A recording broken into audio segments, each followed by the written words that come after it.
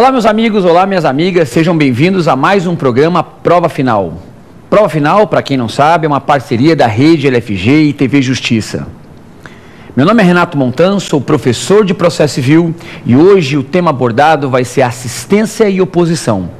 Para quem não sabe, assistência e oposição são duas modalidades de intervenção de terceiro.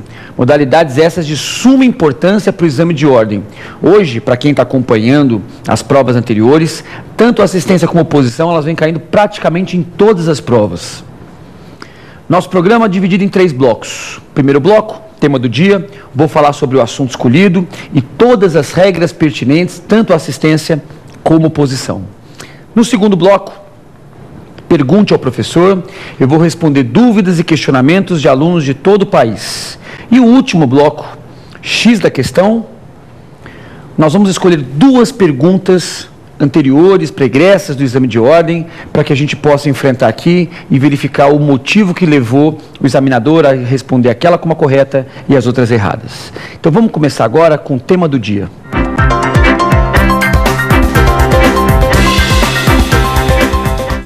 Muito bem, meus amigos, muito bem, minhas amigas. Então, nós vamos começar agora a trabalhar com assistência e com oposição.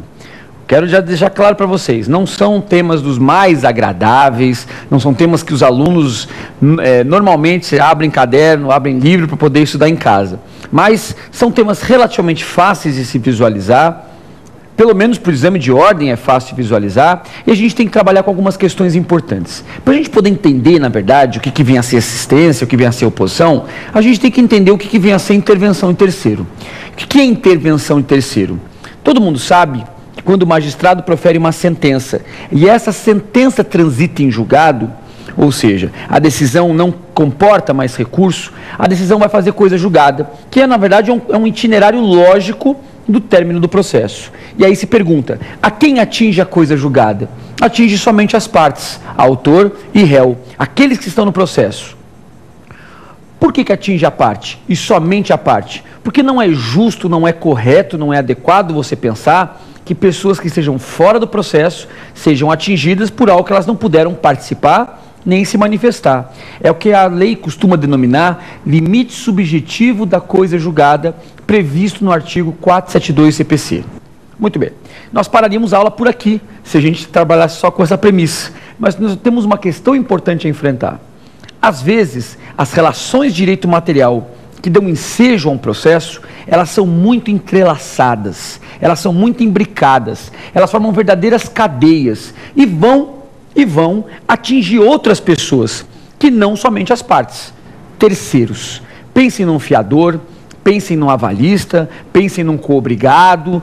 E o que acontece? Sempre que os efeitos da sentença estiverem na potencialidade de atingir alguém que não seja parte, que seja terceiro, esse terceiro pode entrar no processo para ajudar, atrapalhar, enfim. O que nós temos que entender é, a partir do momento em que os efeitos de uma decisão judicial podem se espraiar para fora do processo, confere a determinados terceiros a legitimidade de intervir no processo. E é por isso que a gente chama isso de intervenção de terceiros. Mas há uma consideração a ser feita, para nós encerrarmos essa premissa. Eu dei a falsa impressão para vocês, e se você desligar a televisão agora, você vai imaginar que intervenção de terceiro vai ocorrer quando o terceiro entra no processo porque ele deseja. Ou seja, a intervenção seria esponte própria, por ato volitivo. Não é verdade. Nem toda intervenção de terceiro o sujeito entra porque ele quer. Muitas das intervenções de terceiro vão ocorrer porque alguém de dentro deseja que aquele terceiro seja aportado ao processo. Então nós vamos ter intervenções espontâneas e nós vamos ter intervenções que vão ser coercitivas. E é sobre 2 delas, na verdade 2 espontâneas que nós vamos falar hoje, sobre a assistência e sobre a oposição. Vamos começar então. A assistência vai ocorrer, meus amigos, quando o terceiro que ingressa no processo tem interesse jurídico em que uma das partes vença a demanda. Repetindo, vai ocorrer assistência quando o terceiro que ingressa no processo, e ele deseja ingressar, porque a decisão vai atingir sua esfera jurídica, então ele tem interesse em que uma das partes vença a demanda. Assistir é uma expressão que na verdade tem vários significados, é uma expressão polissêmica. Assistir pode ser tanto ver, ontem eu assisti televisão, vocês estão agora assistindo TV Justiça, como assistir também pode ser ajudar. Lembra daquela frase, quem não dá assistência? Enfim, o que acontece na prática é, assistir, o terceiro deseja que uma das partes vença o processo. O terceiro torce para que uma das partes ganhe a demanda. Mas aí você vai me perguntar, por que um terceiro teria, abstratamente, o interesse em que alguém, ou autor ou réu, vença a causa? E eu respondo para vocês com base no que a lei estabelece. Porque de acordo com o grau de relação que o terceiro tem com o objeto litigioso, de acordo com o vínculo que o terceiro possui com o mérito da causa, ele pode intervir de duas formas. Nós temos uma assistência que a gente chama de assistência simples, e nós temos uma outra assistência que nós denominamos assistência litisconsorcial. Qual é a diferença entre as duas? Para eu poder explicar isso bem para vocês, eu preciso fazer uma rápida consideração com exemplos, e aí eu estabeleço a diferença entre uma e outra. Vamos pensar primeiro na assistência simples. Visualizem só a cena. Se for melhor, coloque isso até no caderno para você poder enxergar o que eu estou explicando para vocês. Imaginem que um locador, um dono de um apartamento, aluga esse apartamento para um locatário, para um sujeito qualquer. Este sujeito locatário resolve sublocar o imóvel, o que é perfeitamente possível à luz da Lei 8.245 de 91. Então nós vamos ter duas relações jurídicas distintas.